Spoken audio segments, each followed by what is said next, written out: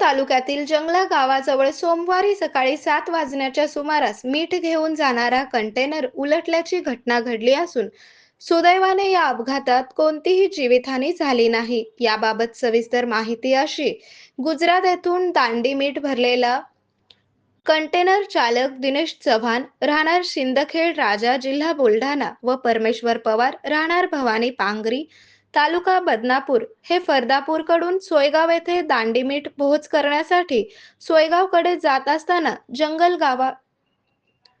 जंगला गावाजवळ वळणावर कंटेनरचा हुक तुटल्याने मिठाने भरलेला कंटेनर या वळणावर उलटल्याची घटना सोमवारी सकाळी घडली। तर कंटेनरचा पुढचा भाग पुढे जंगला गावाच्या बाजूला गेल्याने सुदैवाने या अपघातात चालक व क्लीनर बचावले आहेत।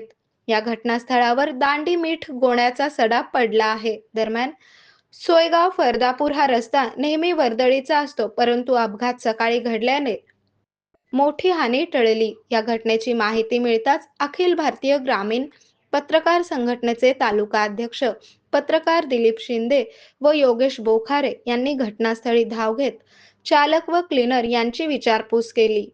आरोग्य म्हणजे केवळ औषध नाही, तर निसर्गाच्या योग्य उपचारांनी मिळणारी खरी आरामदायक अनुभूती।